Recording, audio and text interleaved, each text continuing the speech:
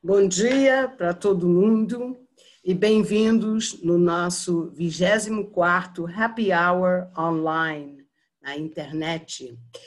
Hoje temos o prazer de receber o Sr. Len Pannett, que vai nos brindar com um assunto muito atual.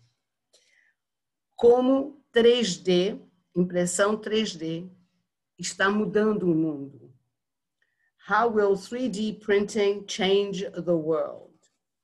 Len, muito obrigado por ter aceito o nosso convite e bem-vindo para o nosso Happy Hour. E obrigado a todos por estarem aqui conosco. Eu te passo o microfone, Len. Obrigado. Deixa eu compartilhar aqui a tela. Bem, bom dia a todo mundo. Boa tarde, se tiver alguém aqui na Europa. Eu gostaria de contar umas histórias sobre esse tema de impressão 3D, alguma coisa que todo dia está aparecendo alguma coisa nova nos jornais.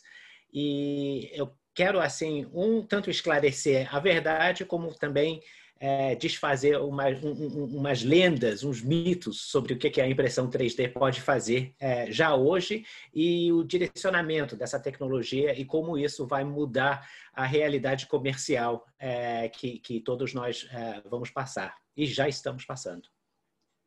Então, deixa eu começar com uma história.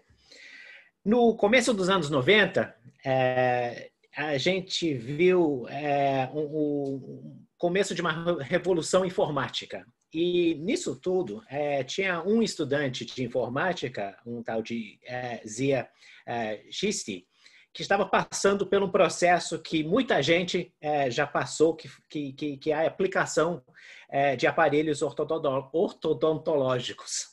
É um processo que a gente sabe, né, tem longa duração, é doloroso, caro e ocupa muito tempo dos dentistas para fazer. Naquele momento, o Zia estava estudando o MBA no Stanford, nos Estados Unidos. E ele pensou, sendo engenheiro e economista, que deveria ter uma maneira melhor de fazer alinhamento dental. E falando com os outros amigos deles que estão também estudando engenharia, eles desenvolveram uma nova técnica. E essa técnica virou uma empresa que hoje a gente conhece como Invisalign. Com a Invisalign, em vez de você ter que passar por aquele processo doloroso e repetitivo, você vai ao dentista, o dentista faz um scan da sua boca e os dentes e usa um sistema de software que desenha a sua boca final, que você quer, com os dentes todos alinhados. Aí o sistema, o software, quebra esse trajeto de onde do antes e o depois em várias fases, vários estágios, e cada um desses estágios vira um desenho de um aparelho Invisalign feito de plástico e customizado para aquele paciente individual. Isso tem transformado realmente esse setor, essa parte de tratamento dental, tanto que a empresa Invisalign hoje tem um valor em excesso de 2,5 bilhões de dólares e atende mais de 60% dos tratamentos de alinhamento no mundo. E o que foi assim, a invenção, a realidade, a tecnologia que conseguiu realizar isso é justamente a impressão 3D, que tem essa capacidade de fabricação de itens customizados em massa, alguma coisa que nunca tínhamos antes. Agora, olhando um outro exemplo, a empresa ferroviária alemã, a Deutsche Bahn, é uma das maiores empresas do mundo, com uma complexidade operacional incrível. Eles têm que administrar a manutenção, o reparo e a operação de vagões ferroviários e também de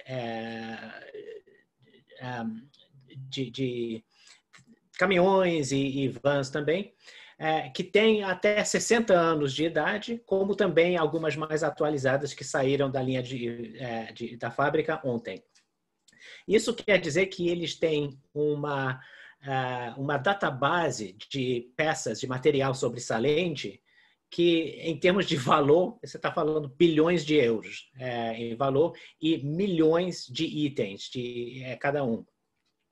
Então, mesmo com essa complexidade, eles também encaram muitas situações onde falta uma peça em particular. Normalmente porque a fabricante original ou não mais está fabricando aquela peça ou nem mesmo existe também, porque dado o tempo do fabrico inicial, aquela empresa já saiu do mercado. Então, sem aquela peça, os vagões, as locomotivas, eles não entram em operação e isso custa para a empresa. Então, eles queriam uma outra maneira de atender isso. E uns anos atrás, eles montaram uma equipe que tinha o objetivo de ver a possibilidade de usar impressão 3D como uma solução. E depois de alguns meses, eles viram que sim, tem alguns itens que podem ser produzidos com essa tecnologia. E essa solução tinha a vantagem de reduzir o prazo de atendimento, o prazo de repor aquelas peças, como também começou a abrir possibilidades que nunca iam ser realizadas usando técnicas tradicionais. Então, nessas imagens, a gente vê aqui em cima uma peça que fica em cima dos assentos, material de plástico, que normalmente teria um ciclo de meses entre o pedido do fornecedor e a instalação do trem. E usando a impressão 3D, a empresa conseguiu reduzir esse tempo em poucas semanas. Aqui embaixo, uma peça fabricada em metal também, mesma coisa, que antes iria levar 12 meses para repor, e com a impressão 3D, eles reduziram isso para 8 semanas. E mostrando essa capacidade da impressão 3D de produzir coisas mais rapidamente do que usando métodos tradicionais, eles começaram a perguntar para as equipes o que mais eles poderiam fazer. E várias pessoas indicaram que nas estações tinha uma falta de auxílios para pessoas cegas, pessoas com dificuldades de vista. Então, eles usaram a impressão 3D para fabricar itens para colocar dentro das estações para que uma pessoa sem vista pode usar o toque para ver onde é que aquela pessoa está e para onde ela tem que ir para chegar ou na plataforma ou para sair da estação. Hoje, a empresa Deutsche Bahn está fabricando mais de 3.000 peças diferentes por ano e com a perspectiva de aumentar isso para 10.000 no final de 2021. Tá bom, o que é a impressão 3D? A gente tem visto muita coisa, tem muita gente achando que a impressão 3D é uma invenção tipo Star Trek, que um dia a gente vai chegar na cozinha, a gente vai falar com o computador e o computador vai produzir uma xícara de chá quente. Tem outra gente que diz, vamos ter tudo isso nas escolas, nas fábricas, até mesmo em casa, para fabricar todas as peças, todos os itens que a gente precisa. A realidade é um pouquinho outra, mas também não é fácil. Na base, a impressão 3D são sistemas de fabricação automatizadas que peguem camadas bidimensionais de dados, desenhos bidimensionais de dados e reconstroem esses desenhos em objetos sólidos. Ou seja, se você imagina tirando o papel de uma impressora e recolocando aquele papel dentro da impressora e passando a impressora mais em cima daquele desenho inicial e repetindo isso centenas, se não milhares de vezes, depois de um certo tempo, a tinta da impressora vai criar um objeto em 3D. Basicamente, todos os sistemas de impressão 3D têm isso como base, seja plástico, metais e demais. E isso é um ponto importante, essa complexidade, essa diversidade. A impressão 3D não é uma coisa só. Hoje, temos várias famílias de tecnologia dentro desse guarda-chuva de impressão 3D. Surpreende muita gente que a tecnologia mesmo já tem mais de 40 anos. A ideia da impressão 3D já tinha sido formulada pelo um engenheiro japonês no final dos anos 70, e a primeira máquina de impressão 3D foi comercializada no meados dos anos 80. E daquela época, desde aquela época até hoje, as tecnologias já são múltiplas. Então, eu não vou passar muito tempo nesse slide, não, por duas razões. Por um, não somos todos engenheiros, e por dois, mesmo se eu tentasse resumir exatamente quais são todas as tecnologias, eu tenho garantia que apareceu uma essa semana que eu não incluí. Mas, no total, todas elas têm essa filosofia de construção de materiais camada por camada. Agora, em termos de materiais, hoje a gente pode produzir peças, itens em quase todos os materiais, de uma maneira geral, e dentro desses materiais várias categorias também. Então, a impressão 3D começou muito na área de plásticos, e vários plásticos que podem ser usados. Temos também o uso de materiais, de metais, tanto de materiais em volume, tipo aço, ferro, como também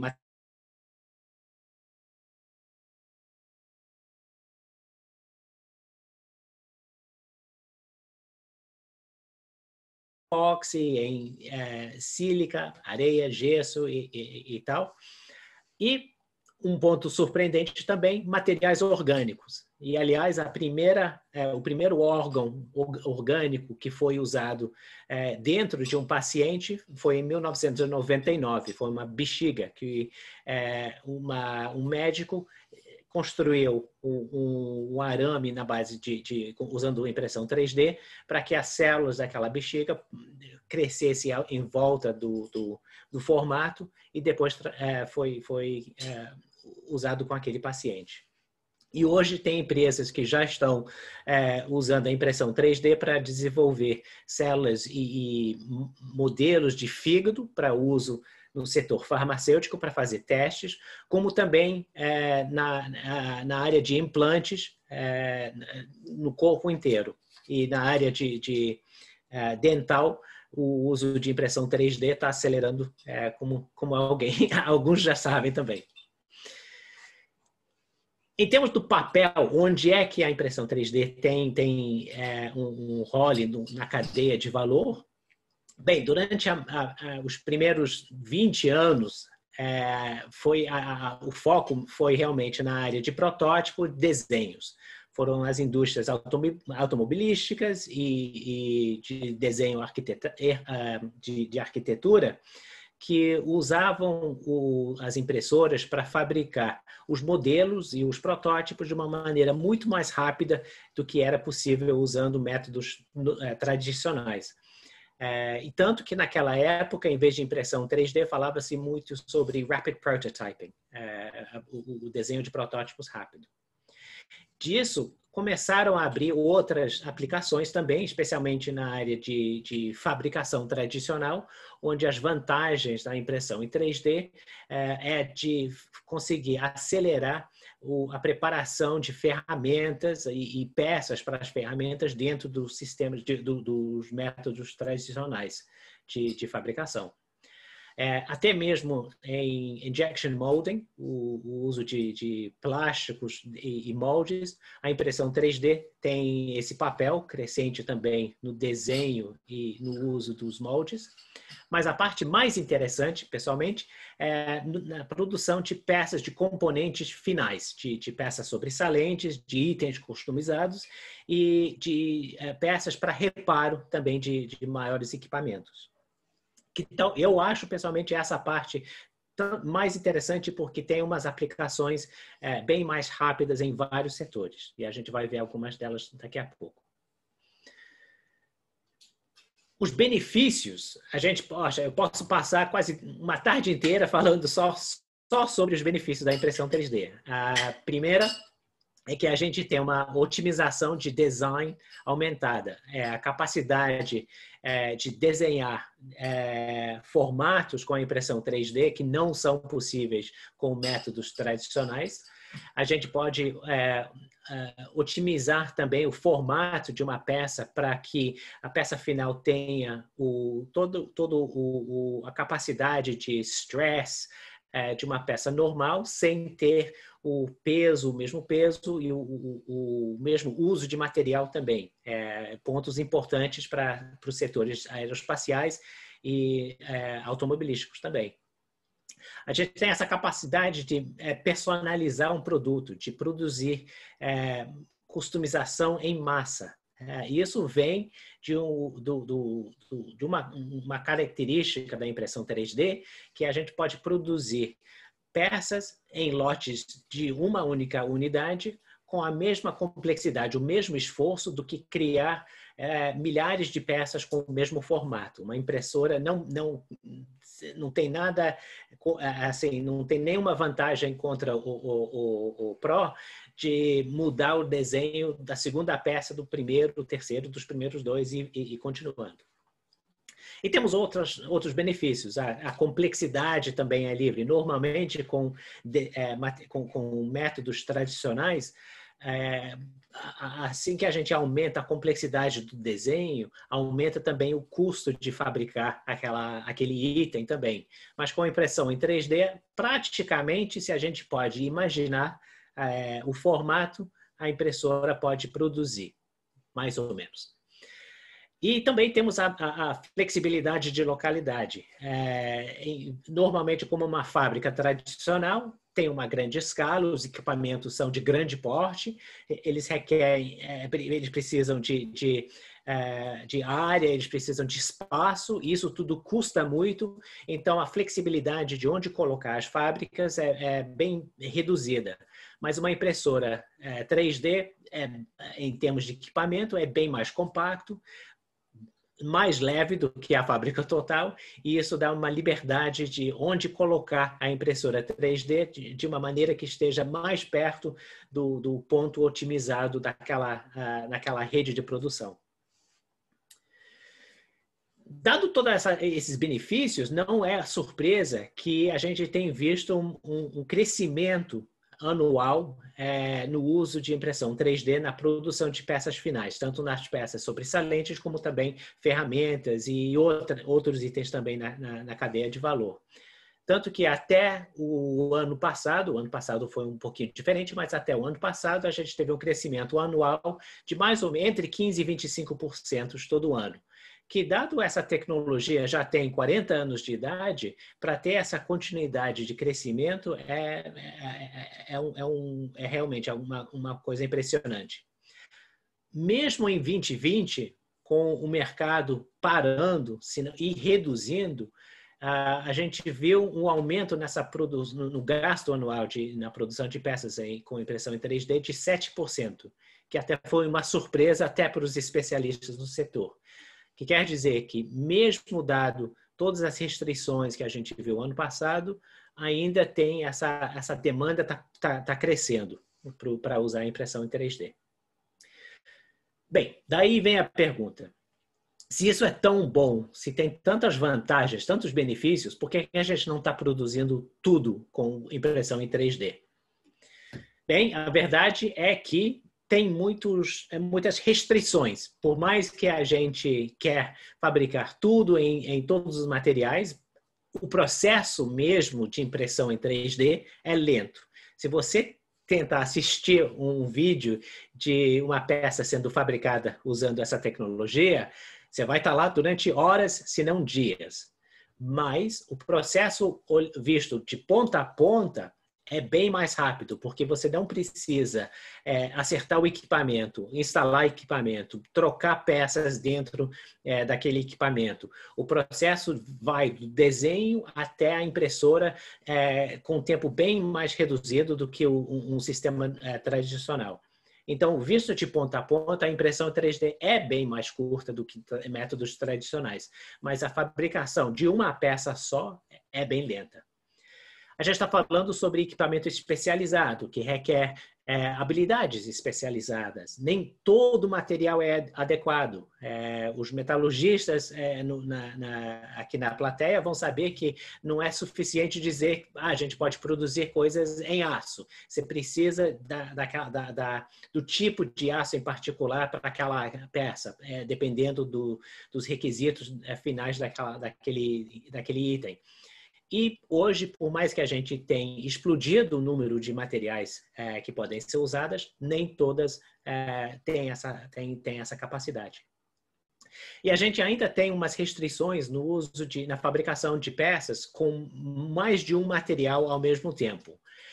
As restrições aqui são científicas, são físicas, porque tentar fabricar uma peça com plástico requer um tipo de tecnologia, fabricar peças com metais, normalmente são pós de metais, requerem uma outra tecnologia. Então, tentando ter um sistema único que pode fabricar todas essas peças com esses materiais ao mesmo tempo, a gente nunca vai ter. Mas temos umas soluções que já estão aumentando essa capacidade, mesmo dentro de um material plástico, por exemplo. E hoje se pode comprar uma impressora 3D de uma loja que pode fabricar peças com várias cores de plástico ao mesmo tempo também.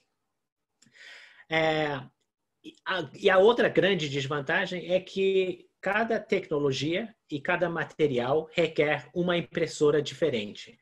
Estamos décadas, se for possível, de ter aquela realidade da jornada nas estrelas, de ter uma impressora 3D que pode fabricar tudo com todos os materiais de uma só vez. Cada impressora é necessária para um tipo de material, fora também as questões de dimensões. Então, se a gente quiser construir uma coisa pequena, isso requer um tipo de impressora. Se precisamos construir coisas maiores, requer uma outra tecnologia. E a outra grande restrição que a gente tem hoje é no controle de qualidade. Por mais que a tecnologia tenha evoluído e os sistemas de padrões também têm sendo desenvolvidas e aplicadas, especialmente nos setores aeroespaciais, de defesa, óleo a gás, aqueles setores onde a gente vai criar peças que têm um papel crítico na segurança de vida, ainda não temos uma solução, um padrão internacional para todas as tecnologias para assegurar a qualidade daquelas peças. E a realidade é que a impressão 3D nunca substituirá totalmente a fabricação tradicional e outros métodos digitais também, tipo CNC Milling, que também é uma tecnologia digital que já tem 30 anos de maturidade. Mas mesmo assim, as possibilidades são incríveis. Se a gente comparar a impressão 3D com a fabricação tradicional, a gente vê que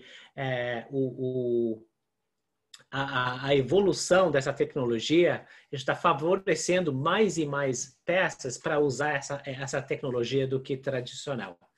Então, normalmente, quando a gente aumenta a complexidade de desenho, com o aumento de complexidade, aumenta o custo por item. E vai ter um certo ponto onde a complexidade e o custo por item fazem que a fabricação tradicional tenha uma vantagem, e temos também o ponto embaixo disso, onde a impressão em 3D tem essa vantagem de custo. Porque imprimir uma coisa com material direcionado para a impressão 3D não é barato. Os materiais normalmente têm um custo um pouquinho mais elevado do que o custo equivalente para usos tradicionais. Mas do outro lado, a gente tem uma vantagem que quando a gente está fabricando uma coisa com impressão 3D, o único material que é necessário é o material que vai naquele item final. Quando a gente está usando métodos tradicionais, isso requer a remoção de material por vários métodos, e isso lida para um gasto de material bem elevado. Quando a gente está fabricando peças em metais, o lixo que a gente cria pode ser até 80%, 90% da quantidade de material que a gente começou. Com a impressão em 3D, esses níveis são de 0% a 2%, bem mais baixo. E a tendência agora é que o ponto onde faz mais sentido a impressão 3D do que a fabricação tradicional está melhorando, está baixando. Ou seja, em termos de o custo daquelas peças, faz mais sentido usar a impressão em 3D. E essa tendência de vantagem para a impressão 3D também tem, a gente está vendo a mesma coisa no número de itens. Então, hoje, se a gente quiser produzir uma peça em plástico, os métodos usando moldes e injeção plástica para peças com números de centenas de milhares de itens, sempre vai ter a vantagem. A impressão 3D tem a vantagem quando você está falando em volumes bem mais baixos. Mas o que a gente está vendo é que a tendência é que o ponto onde a impressão 3D é bem mais em conta está baixando também. E a produção em volume usando as impressoras é bem mais possível hoje do que era antigamente, e essa tendência está acelerando também. Isso vem tanto do desenvolvimento de novas tecnologias, o aperfeiçoamento, a maturidade também de tecnologias já existentes para reduzir o tempo de fabrico, e também o uso de várias impressoras em paralelo também para aumentar a capacidade de uma fábrica de impressão em 3D. Tá bom. Então, em termos comerciais, vamos colocar de lado essa parte da tecnologia, vamos olhar na parte de comercial, os modelos comerciais.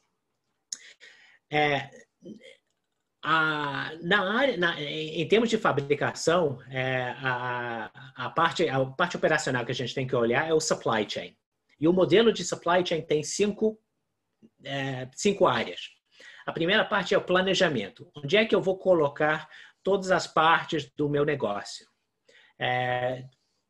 Como é que eu vou comprar os materiais que eu vou precisar? Onde é que eu vou colocar a minha fábrica? Como é que eu vou fazer a distribuição de materiais para chegar a todos os pontos na minha rede que eu tenho dentro do meu modelo comercial? Onde é que eu vou colocar meus armazéns? Como é que eu vou atender os meus clientes? Como é que eu vou melhorar a contratação com os meus fornecedores? Todas essas questões entram nessa primeira parte de planejamento.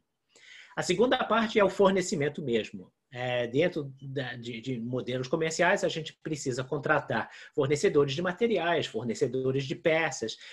Nem todo material vem de matéria-prima, então a gente tem que ter essa relação com os fornecedores e acertar os contratos, os termos também de entrega para cada um desses inputs dentro do processo que a gente está produzindo. E tem, claro, no centro disso tudo, o estágio de fabrico. A gente precisa produzir alguma coisa de uma maneira ou outra. Uma vez que a gente produziu algo, também tem essa parte de entrega, essa parte mais logística, de locomoção ou de material entre os meus fornecedores e as minhas fábricas, entre as minhas fábricas também, e com os armazéns, que normalmente tem armazéns espalhados dentro dessa rede de supply chain, até o cliente final. E mais também a gente está vendo essa parte de retorno também. Seja de materiais, seja de itens dos clientes finais, ou até mesmo materiais que foram recusados ou têm que ser repostos dentro da cadeia de produção. E esse modelo é o modelo padrão, a gente chama o modelo do SCORE, Supply Chain Operations Reference Model. E isso descreve praticamente todos os supply chains, tanto de produção de coisas físicas, como também de serviços. E vale um ponto aqui que, para as empresas que produzem algo físico, o supply chain representa 70% da base de custos, mais de 70% da base de custos, e 100% e possibilita 100% do alcance das rendas também que aquela empresa vai receber. Se o supply chain não funciona, a empresa vai fracassar. Os clientes vão ser decepcionados e o dinheiro não vai entrar. Tá bom. A dinâmica de supply chains hoje também está mudando de uma maneira bem mais acelerada. E hoje, em 2021, depois do transtorno que a gente viu ano passado, o tempo, a velocidade dessa mudança tem sido acelerada. Primeiro, todos nós queremos mais personalização. Como os compradores, assim como fregueses de lojas, a gente quer mais e mais coisas que são desenhadas para mim. A gente precisa exatamente o formato que eu quero, a cor que eu quero, o tamanho que eu quero. E isso também tem sido traduzido na área comercial também, onde os negócios business B2B estão vendo essa tendência de empresas querendo uma solução focada mais para ela, em vez de ter uma solução padrão, uma solução onde um desenho atende todo mundo. Segundo, temos mais e mais intolerância à espera. Todos nós queremos o que a gente quer ontem. As minhas filhas, se elas têm que esperar mais de 24 horas para receber alguma coisa que elas pediram online, aí é aquela gritaria, decepção. Mas isso também está começando a traduzir na área comercial, onde as empresas estão mais e mais intolerantes a ter que esperar mais tempo. E isso também, ao mesmo tempo, a gente está vendo ciclos de vida de produtos bem mais curtos do que a gente tinha. Se a gente pensa no começo da indústria de telefones celulares, levava anos para um novo modelo sair, normalmente da Nokia. Aí, no final dos anos 90, a gente vê uma mudança nesse mercado. E o marketing de novos modelos reduziu para meses, até mesmo semanas. Nos setores de moda, as grandes empresas têm um ciclo de desenho para vendas em semanas e até mesmo em algumas áreas em dias também. Então, esses ciclos de vida, tanto dos clientes como também a habilidade das empresas, está reduzindo esses ciclos. Colocando tudo esses três juntos, a gente está vendo uma previsão de demanda bem mais complexa. E o ano passado aumentou essa dificuldade, essa complexidade, porque todas as premissas dos modelos de previsão de demanda foram basicamente rasgadas. Todo mundo teve que começar do zero. E hoje a gente não sabe exatamente o que vai acontecer daqui a poucas semanas, fora poucos meses, fora daqui a uns anos. Para responder para essa mudança de dinâmica, o que a gente está vendo são que os supply chain, essas cadeias de fornecimento, estão ficando mais curtas. Dado o transtorno que a gente viu ano passado, muitas empresas começaram a perguntar se realmente faz muito sentido a gente ter cadeias globais com com a fabricação e pontos logísticos na China, quando o mercado final é o Brasil, a Europa, os Estados Unidos. Então, o que pode ser feito para reduzir essas cadeias, para trazer um pouquinho mais de controle? Vimos também uma melhoria no gerenciamento de risco no supply chain.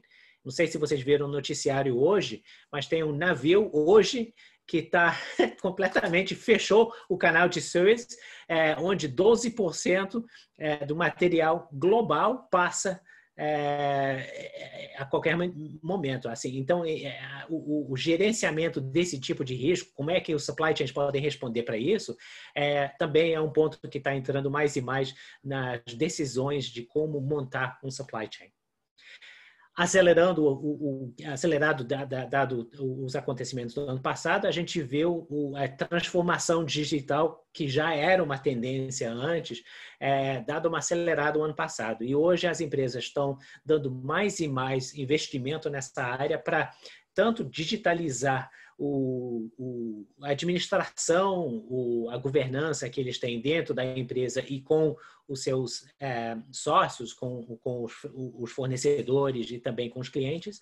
E essa transformação também está começando a sair das áreas tradicionais, como finanças, RH e TI, entrando também na parte mais operacional, na parte mais de fabricação também. Temos visto também, como consequência disso, a automação de processos, tanto na parte de fabricação, como também na parte administrativa. O uso de robôs nas fábricas de automóvel, por exemplo, começou nos anos 50. Hoje, se você entrar numa fábrica da Ford, da Peugeot, a maioria da fabricação, 80%, se não mais, é a base de robôs. E essa mesma filosofia de usar robôs já entrou na parte mais de back office, na parte de administração também. A conduta de processos usando soluções na base da informática. E a outra parte, assim, a outra consequência é a fabricação ágil. Normalmente, a gente tinha o ditado do Henry Ford, que o cliente poderia ter qualquer modelo do Model T Ford que seja preto. E hoje a gente tem um método de fabricação que é bem mais ágil. A produção de plataformas, essas plataformas sendo evoluídas para produtos finais, que dá um pouquinho mais de agilidade e um pouquinho mais de customização também no formato final. Agora, dado que a gente tem essas tendências no supply chain, a gente vê aqui uma possibilidade da impressão 3D de ser realmente uma grande vantagem. Na parte de fabricação, a gente vê o tempo de preparação de ferramentas reduzida, a gente vê a montagem mais rápida, como consequência das possibilidades de melhorar o desenho de uma peça, em vez de ter que produzir um item final composta por, vamos dizer, 20 peças separadas, a gente pode produzir uma peça final com uma impressora de uma só vez, que coloca todas as peças juntas dentro do desenho de uma só vez. E isso reduz a complexidade na rede inteira, como também reduz o tempo de fabricar aquele item. A gente vê a melhor eficiência no uso de materiais, que também melhora o custo de fabricação. E essas vantagens eles se aplicam tanto na parte logística, na parte de entrega, na parte de fornecimento também. Então, se a gente pensar que normalmente quando você coloca um pedido com o fabricante tem que considerar, tá bom, isso vai me custar X para atender esse pedido. E esse X transforma num número mínimo de itens que eu vou conseguir providenciar para que eu não encare os custos de atender aquele pedido. E isso, isso resulta em quantidades mínimas de pedido. Sendo que com impressão em 3D a gente cria lotes de 1 da mesma maneira que lotes de 100, esse conceito de quantidades mínimas é completamente eliminada. E temos também as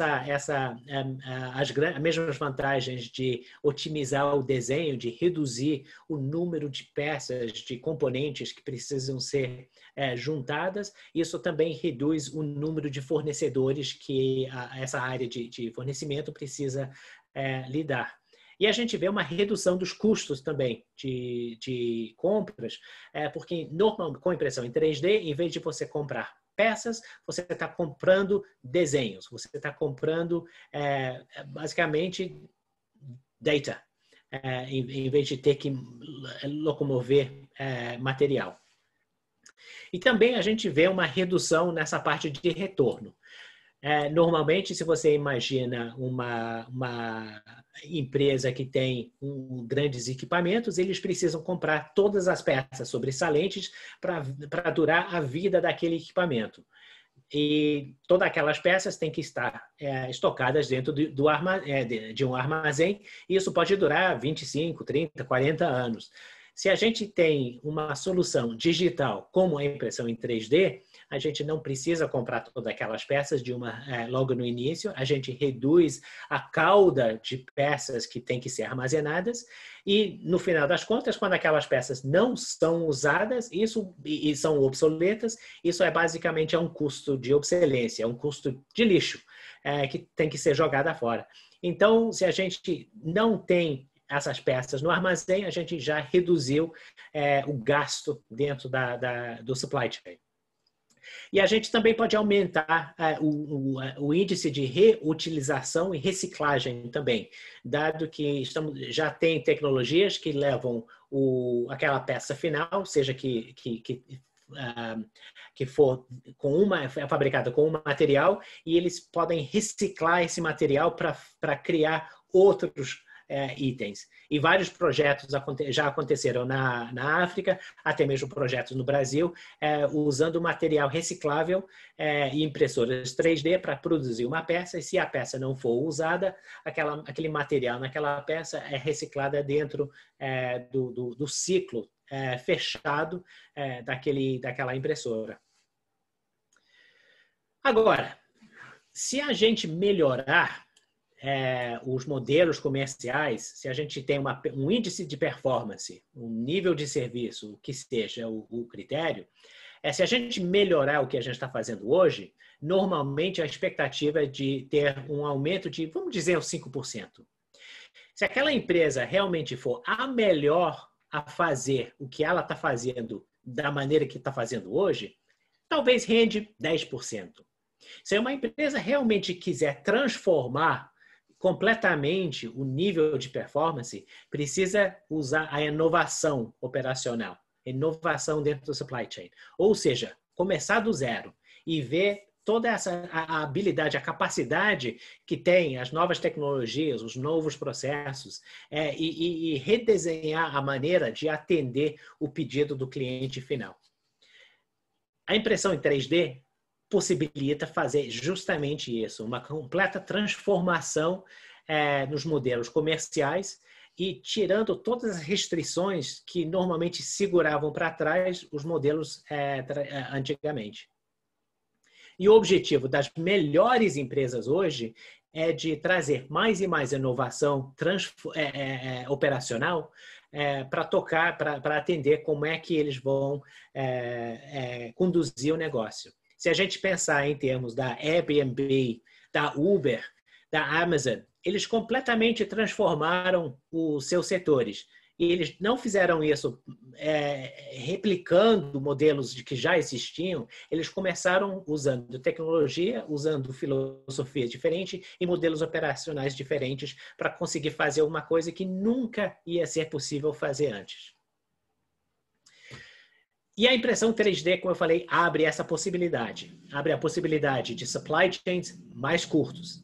Abre a possibilidade de redes mais pequenas, com menos complexidade. Isso tira o risco de interrupção. Isso diminui o risco de não poder atender aquele cliente com os critérios necessários. Isso dá um diferencial competitivo. E as empresas que estão usando a impressão em 3D para atender os seus clientes aqueles que estão já tirando vantagem dessa tecnologia. E a parte que eu pessoalmente acho bem mais interessante é que isso abre novos modelos de supply chain. E a gente vai ver alguns exemplos aqui. Então, o primeiro modelo é a fabricação in-house, ou seja, em vez de usar um equipamento tradicional, usar uma impressora 3D para fabricar aquelas peças. Hoje a gente vê exemplos aqui, a gente vê um componente dentro das turbinas jato da General Electric, que eles, em vez de fabricar essas peças usando as máquinas que eles já tinham, eles montaram essa peça usando uma impressora 3D. E a vantagem dessa peça aqui veio em 2 pontos, tanto na parte de fabricação como na parte operacional. Na área de fabricação, eles reduziram o número de componentes de 26 para 1. Essa peça, fora essa partezinha aqui prata, essa peça é fabricada de uma só vez. Então, isso já reduziu o tempo de fabricação e o custo e complexidade de fabricação. A outra coisa é que, usando a impressora 3D, eles conseguiram otimizar a parte interna dessa peça para melhorar a eficiência. E dentro de uma turbina tem 26 desses jatinhos, que são os injetores de combustível. E com essa melhoria de 15% na eficiência dessa peça, isso reduz o uso de combustível, e quando você multiplica o uso de combustível pelo número de viagens de uma aeronave em um ano, você já viu que mesmo se eles gastam 10, 20% mais na preparação na fabricação dessa peça, a economia em geral é bem mais alavancada do que isso. A gente viu também peças, essa aqui é uma peça da Deutsche Bahn. A Deutsche Bahn está produzindo coisas usando impressoras que eles compraram. E essa aqui é bem mais interessante, isso aqui é a parte dos foguetes da SpaceX. A SpaceX é um grande usuário de impressão em 3D para fabricar as peças nos foguetes, nos Falcon 9 que eles estão lançando hoje.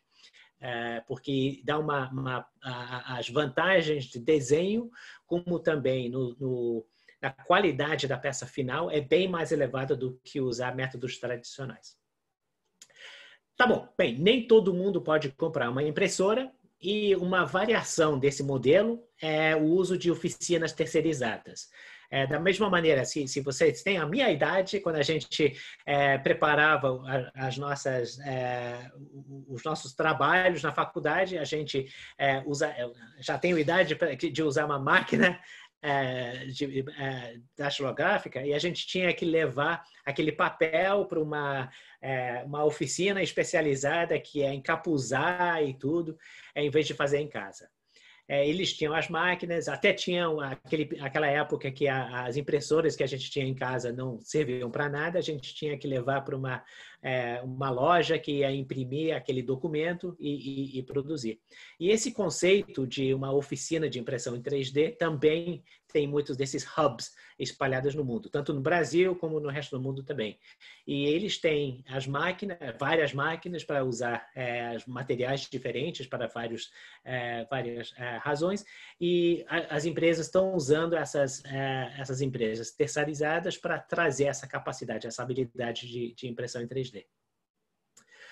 E os bons exemplos, bem, a Deutsche Bahn, né, a gente já viu, fez exatamente isso. Eles usaram um grupo de empresas especializadas, e no ano passado a gente viu esse modelo também na preparação de equipamentos no uso no setor de saúde. As várias máscaras também, algumas empresas desenharam as máscaras, mas a fabricação foi feita com essas empresas especializadas que tinham as impressoras já instaladas em casa. E isso, assim, o ano passado foi realmente uma transformação para mostrar para o mundo que a impressão 3D realmente tem um papel excepcional na área de manufatura. A outra possibilidade também é de um fornecedor que usa a impressão em 3D colocar as suas impressoras no local do cliente.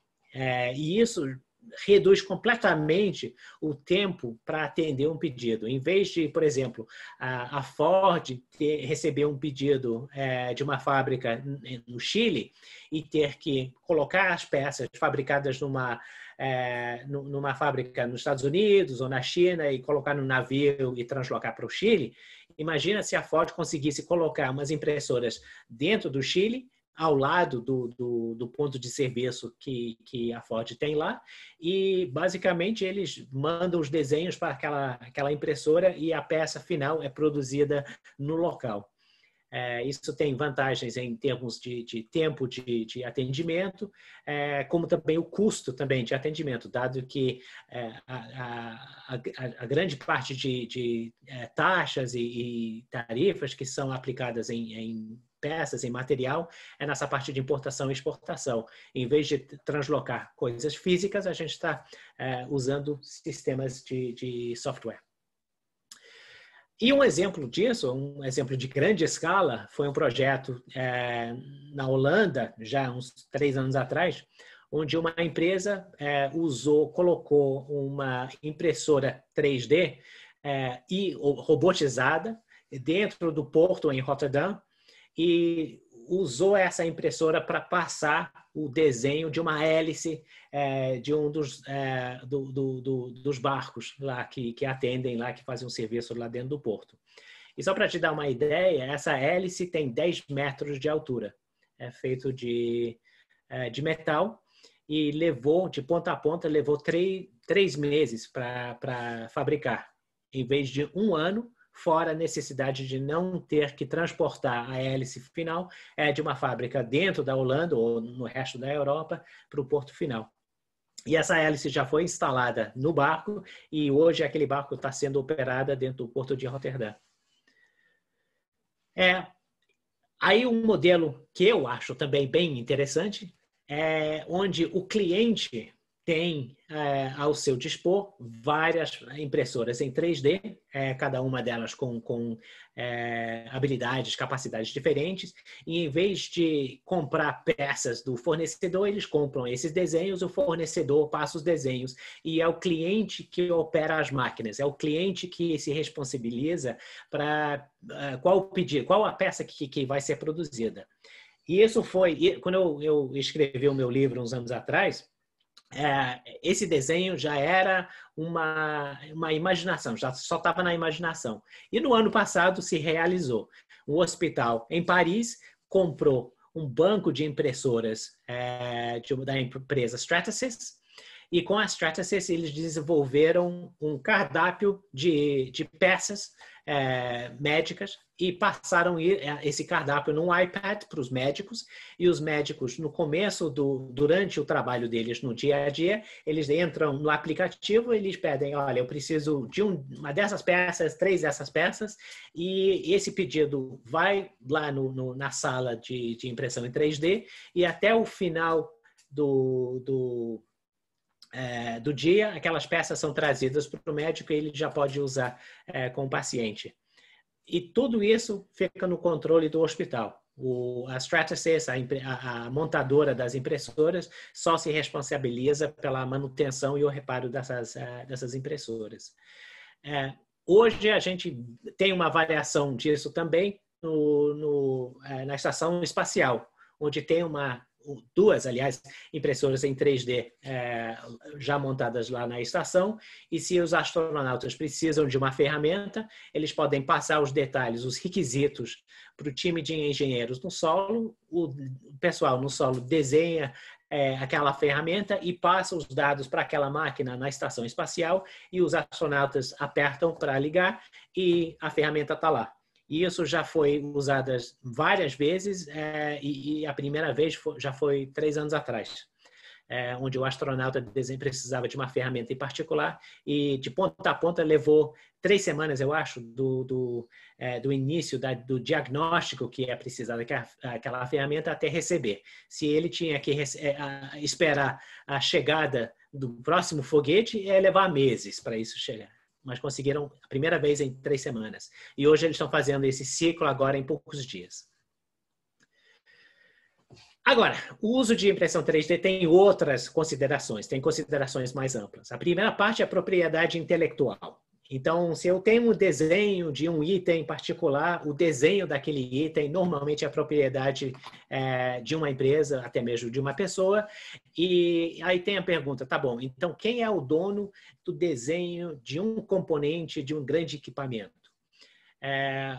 E dessa parte legal, temos também a questão legal. Então, se eu pego o desenho, por exemplo, de um freio de um Peugeot e eu uso a minha impressora para fabricar uma peça sobressalente, eu instalo essa peça no meu carro, eu estou dirigindo o meu carro, a peça falha e eu me esbarro numa árvore, quem é responsável? Sou eu?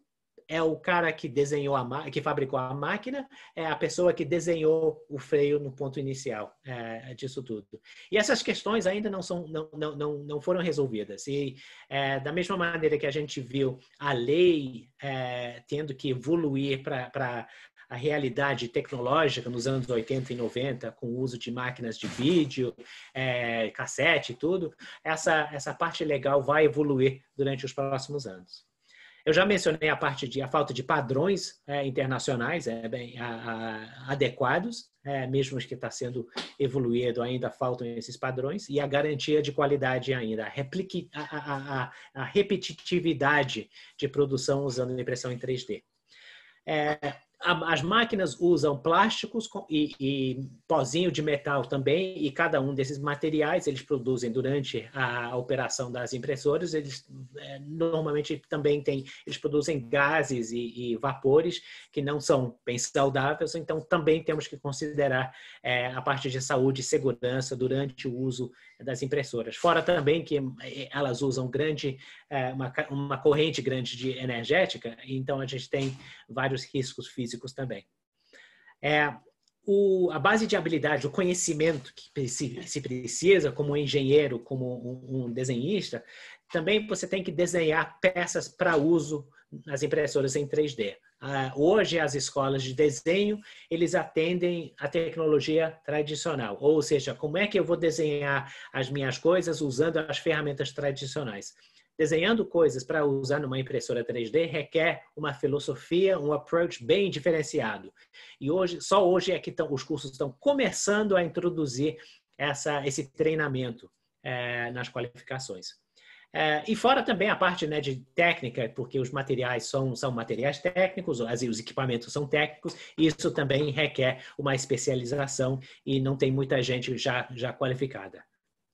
E tem essa parte macroeconômica também. Se a gente está mudando de um modelo econômico onde, em vez de mandar peças físicas de ponto aqui para ponto lá, de um país para ponto ali, como eu falei antes, as taxas e tarifas que são cobradas nisso tudo é um input dentro das contas governamentais significativas. Se você imagina que mais de 40% de tarifa é aplicada nas peças automobilísticas no Brasil, imagina se todas aquelas peças, todo aquele gasto fosse para o zero amanhã, porque todas as empresas estão usando impressão em 3D sem ter que colocar essas peças no navio.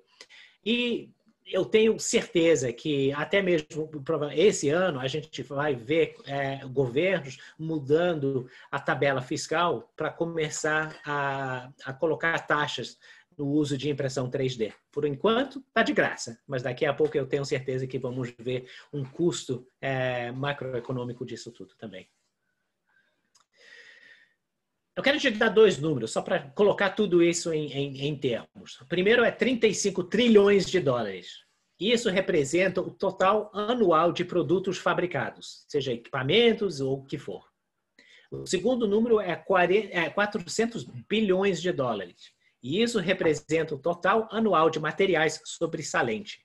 Números incríveis. Todo ano a gente está produzindo isso. Imagina se a impressão em 3D representar só 1% disso tudo. O número é um número incrível.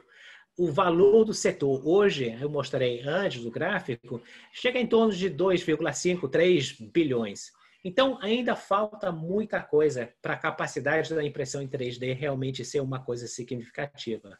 Mas só em termos do aumento de participação na fabricação e a possibilidade do que a impressão 3D abre, a gente vê realmente que isso só vai aumentar. E o ano passado talvez tenha sido o ponto de inflexão disso tudo. A gente viu mais e mais empresas vendo de primeira mão as possibilidades que essa tecnologia traz. A gente viu a velocidade que foi usada a impressão em 3D para a preparação de material de segurança.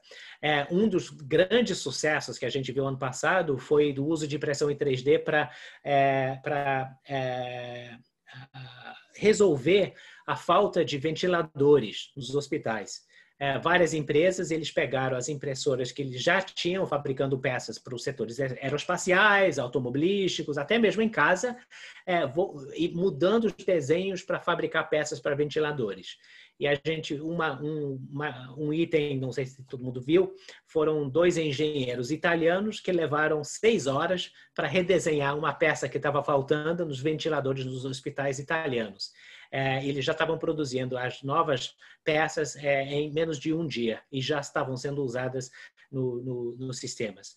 Então, o que eu já estou vendo, já estou observando, é que o interesse no uso dessa tecnologia já acelerou.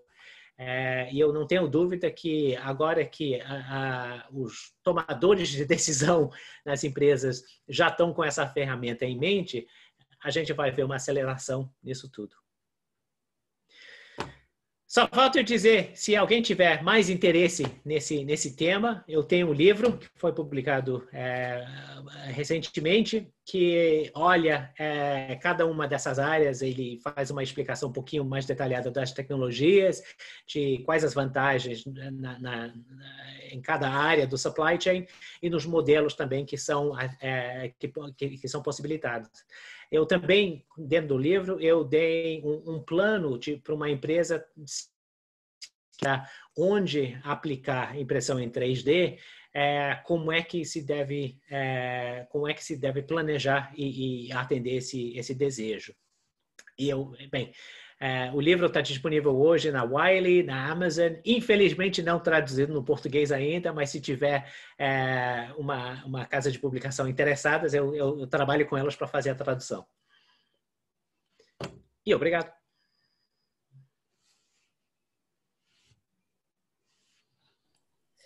Fantástico, Len. Se você puder... muito obrigada. Nossa, que aula, meu Deus. Muito eu achei boa. Não é absolutamente assim, abre a nossa cabeça de uma tal maneira. Eu sei que teve algumas perguntas que nós recebemos que eu queria te passar, Len.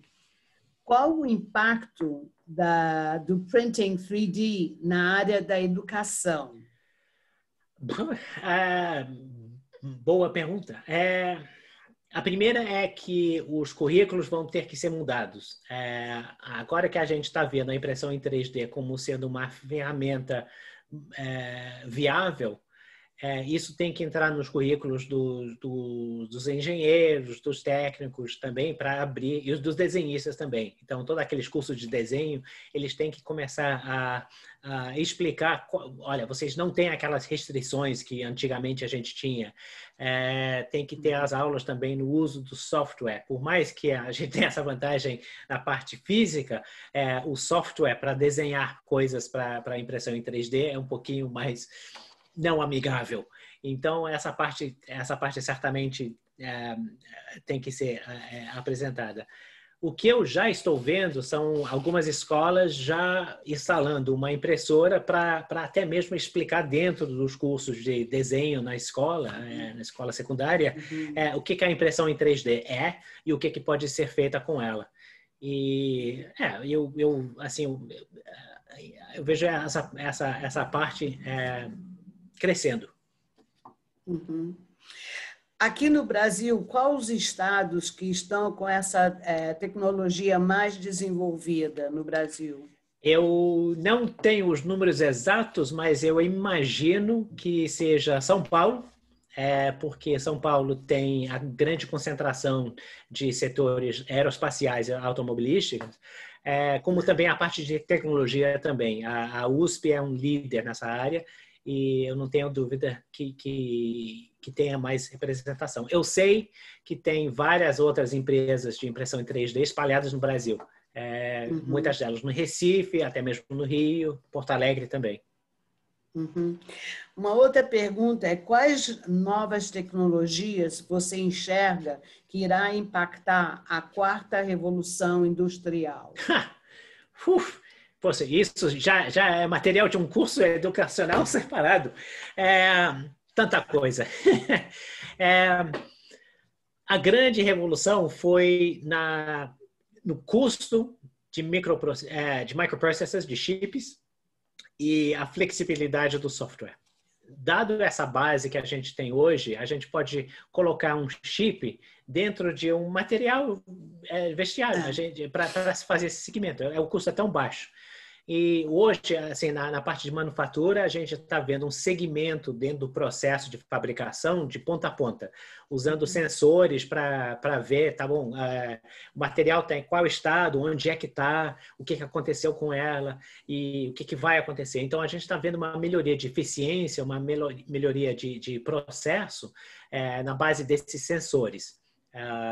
A gente também, a outra parte são duas. A primeira parte de analítica de dados, que a capacidade o poder computacional hoje é bem mais alto do que era, e a gente pode fazer uma análise de dados para não só fazer um diagnóstico no que aconteceu, mas para fazer também previsão do que vai acontecer e tomar as decisões para mitigar aquele cenário.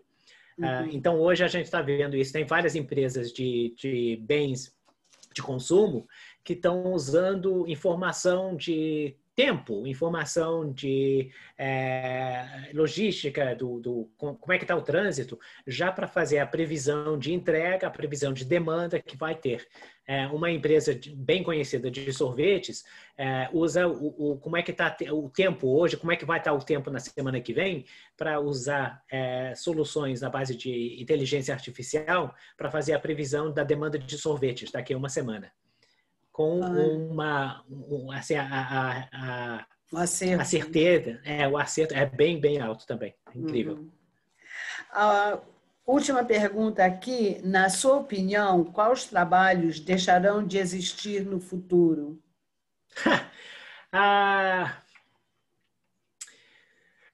Os trabalhos que são repetitivos, e a gente já está vendo isso, tanto na parte física, então os trabalhos dentro de um armazém, que requer uma pessoa para ir numa parte do armazém, fazer um pique, puxar aquela coisa da prateleira, colocar num carrinho, levar para uma outra ponta, tudo aquele tipo de trabalho está sendo robotizado, já está sendo robotizado. Os armazéns bem mais modernos já estão usando sistemas de robôs que podem fazer tudo isso sozinho. O que eu estou vendo agora também são os trabalhos administrativos repetitivos, já estão sendo repostos por robôs de informática. Eles sentam no computador, eles fazem assim, os mesmos passos que uma pessoa faria, mas eles fazem 24 horas por dia, 7 dias por semana, eles não entram em greve, eles não precisam tirar folga, não precisam ser alimentados. E então, todos aqueles trabalhos simples, repetitivos, normalmente não são não são valorosos, mas tem que ser feito. Então, todo aquele trabalho vai ser automatizado. Eliminado. Agora, eu também sei que 25% do que as pessoas vão estar fazendo daqui a 5 anos são trabalhos que a gente nem sabe que vão existir. Se você volta 5 anos de onde a gente está hoje, imagine se uma pessoa tinha dito 5 anos atrás, eu vou fazer minha carreira sendo uma blogueira, ou eu quero fazer desenho e impressão em 3D. Excuse me? O que é isso? Então, a aceleração da mudança no trabalho está sendo bem mais rápida. E a outra coisa também que está mudando nesse setor, no mundo de trabalho, é que as pessoas estão sendo bem mais flexíveis no número de trabalhos que eles vão fazendo durante a carreira. Então, quando eu me formei no começo dos anos 90, a previsão era de uma pessoa ter entre 3 e 5 empregos durante a vida profissional. Já quando eu recebi o meu MBA em 2002, esse número já estava entre 10 e 15. As pessoas que estão saindo da faculdade hoje, esse número vai ser acima de 25. Porque o cenário de trabalho é bem mais diferente, a contratação é bem mais diferente. E as pessoas estão vendo que eles querem essa variação no trabalho. Eles e as empresas também precisam de conhecimento novo, experiência nova ao longo da transformação digital e a injeção de novas tecnologias. Olha, fantástico. Eu queria saber, teria alguém que tem alguma pergunta? Regina, você teria alguma pergunta? Mas eu vou esclarecer para ele que Nós somos 6 dentistas na família, agora éramos 10. Eu sou ortodontista, mas me aposentei. Mas há 10 anos atrás, eu já usava o Invisalign, só que nós tínhamos que mandar para o exterior, deu para eles projetarem os moldes para nos enviar. Agora não. Meu filho, minha nora já tem a impressora em 3D e eles já planejam na própria clínica, entendeu? É espetáculo. E agora também ele botou no Instagram dele, eu vi, os robôs para suturarem. Por exemplo, fazem uma cirurgia, bota o robô vai suturando a cirurgia. Tanto em cirurgia geral do corpo, quanto na odontologia. Quer dizer, aqui está muito bem, assim como São Paulo já deve ser assim, o número de dentistas lá é muito maior. E aqui os que se aprimoraram, os que se interessaram, que têm um nível de estudos maior, viajaram, compraram lá, meu filho viajou, minha nora compraram lá e trouxeram. Estão bem, está adiantando muito, mas é espetacular. Agora, o Invisalign precisa um pouco da ajuda do paciente. Né? Ele tem que colaborar e usar para poder ter os resultados objetivos. É diferente do que os attachments de antigamente, que nós, dependia da nossa ativação, né? Mas foi excelente sua aula. Eles depois vão assistir lá no Facebook, porque eles estão com clientes agora, não puderam entrar. Parabéns. Você tem um preparo espetacular, eu já sabia. E agora, então, confirmou, viu? Obrigado. E sua mãe também é uma pessoa espetacular. Sem dúvida. Obrigada. A velocidade do avanço da Invisalign foi incrível. Eles usaram todas as vantagens que estavam nas mãos. Então, os desenhos eles faziam com os dentistas, como você falou, um centro inicialmente nos Estados Unidos, e o fabrico eles mandavam para uma fábrica no México. E agora eles melhoraram as máquinas mesmo para, como você falou, para que até mesmo o grupo de dentistas podem usar isso. E não só em Invisalign, a tecnologia está sendo avançada para que grupos de clínicas podem usar uma impressora para fazer implantes, para fazer um monte de outras operações que normalmente levaria muito mais tempo. Meu filho é implantodontista, então ele usa para isso. Entendeu? E o custo também, acredito, né? É bem mais em conta do que já mais foi. Em conta. Pode redução. Ser.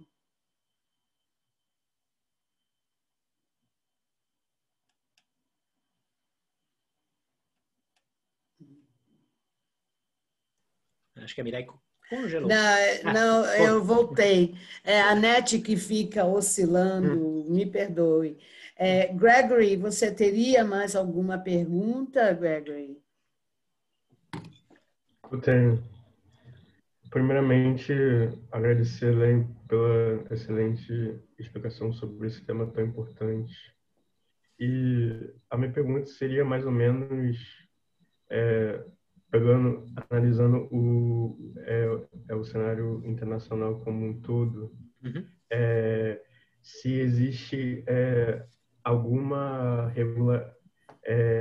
regulamentação ou de alguma organização internacional como a ONU ou como a OIT ou a União Europeia, Mercosul, ou se existe algum tratado entre estados, pode ser os Estados Unidos ou o Brasil, ou qualquer outro país que tenha regulamentado essa questão da impressora 3D na questão de patente ou de exportação da tecnologia de um lugar para o outro? Boa pergunta. Ainda não. O que temos são os padrões. Tem alguns grupos que estão evoluindo os padrões internacionais, mas não chegou ao ISO ainda, Organização de Padrão Internacional. Então, nos Estados Unidos, a gente tem um grupo chamado ASTM, que está evoluindo os padrões de fabricação de impressão em 3D. A União Europeia tem alguns grupos também, mas assim são grupos de empresas do que grupos governamentais, que estão tentando evoluir também esses padrões. E os grupos, todos eles se falam ainda. Assim, eu acho que a visão é para a gente chegar no nível global disso tudo. Fora os desafios que a gente tem com outros países no mundo, especialmente na China.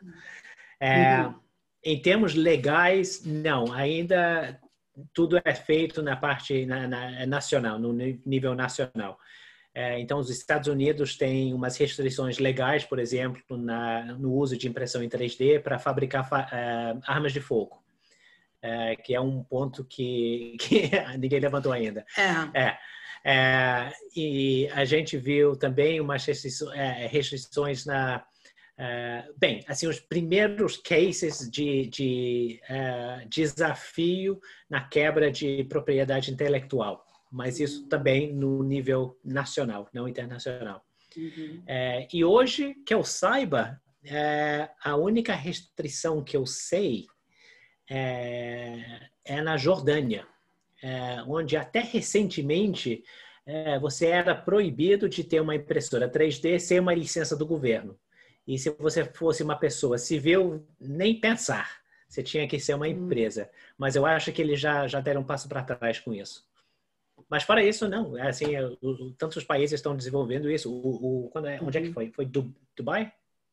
Dubai ou União, os Emirados. Eles têm uma visão de até 2025 de produzir 25% dos novos edifícios e casas na base de impressão em 3D. Oh, fantástico. Teria mais alguém que queira fazer alguma pergunta? Tiago, Rebeca, Camila? Oi, Mireia, eu gostaria de fazer uma pergunta. Por favor, Camila, possa fazer. Então, já que colocou em pauta esse assunto, né, sobre guerras e tal, eu queria saber porque a desvantagem em si das impressoras 3D, pelo que eu entendi, é que precisaríamos de cada impressora para cada tipo de produção, né, cada tipo de material. E pelo que ele falou, né, seriam décadas daqui para frente que seria para chegar na fase do Star Trek, né? que seria exatamente essa fase já de guerras, né? Que é baseado no filme de certo modo. Eu queria saber se esse uso, né, como é que funcionaria? Como é que seria para essa parte de armamento, entendeu? Então, a boa notícia é que está certíssima. Isso, a gente está falando décadas daquele o Star Trek Replicator, né? De ter. Agora, talvez não tão boa notícia é que já está sendo usado no setor de defesa. Tanto no uso para fazer peças para equipamentos finais, como também algumas das forças armadas, as americanas, as holandesas, as francesas, eu acho que a britânica já começou também, eles estão instalando oficinas de impressão em 3D dentro da missão, dentro da área na base operacional que eles têm. Então, os holandeses e os americanos já usavam um desses no Afeganistão, até recentemente. E basicamente o que eles fizeram foi eles pegaram 2 containers, juntaram os containers e colocaram várias máquinas para fazer, algumas delas dedicadas para peças de plástico, algumas delas de metal, para que elas tinham, assim, os soldados locais, eles tinham essa possibilidade de repor ou até mesmo redesenhar peças que eles precisavam no cenário operacional. Agora, olhando isso de outro lado, os órgãos humanitários também estão usando isso justamente pelas mesmas razões, porque isso dá uma possibilidade, uma habilidade de fabricação local, onde os requisitos vão estar mudando rapidamente, bem mais rápido do que você poderia fazer, tendo que mandar um pedido de volta para onde for, Europa, Estados Unidos, o que for, e ter que receber aquele material, especialmente num cenário pós-desastre. Então, já tem algumas empresas humanitárias que já estão usando, eles quando tem um acontecimento, eles mandam um engenheiro com a máquina e basicamente material, e quando ele chega lá, ele vê, a gente precisa dessa peça aqui para essa bomba, ou a gente precisa disso aqui para ajudar nessa casa, o que for, para ajudar na conexão de energia. Então, essa a habilidade de deslocar uma impressora, sim, tem a vantagem militar, mas tem essa vantagem pós-desastre também, desculpa. Uhum. Entendi, bem legal. Bom, acho que chegamos quase no nosso final da Happy Hour de hoje. Queria te passar o microfone para as suas últimas considerações, Len. Como eu falei, surpreende muita gente de descobrir que a impressão em 3D já tem mais de 40 anos. Se você voou num avião fabricado nos últimos 5 anos ou dirigiu um automóvel desenhado nos últimos 10, eu garanto que alguma coisa naquela aeronave, naquele carro, ou foi desenhada usando uma impressora 3D ou foi fabricada usando uma impressora 3D. E essa tendência só vai aumentar. Olha, muito obrigada pela sua apresentação. É realmente fantástico o seu conhecimento, né, a respeito desse tema, impressão 3D. A gente agradece por você ter estado conosco. E eu gostaria de convidar a todos que no dia 9 de abril nós vamos ter a presença do professor Guilherme Casarão, da Fundação Getúlio Vargas, que vai nos apresentar da cloroquina à vacina, diplomacia brasileira em tempos de pandemia. Até lá, muito obrigado a todos, até breve. Obrigado pelo convite. Tchau, gente.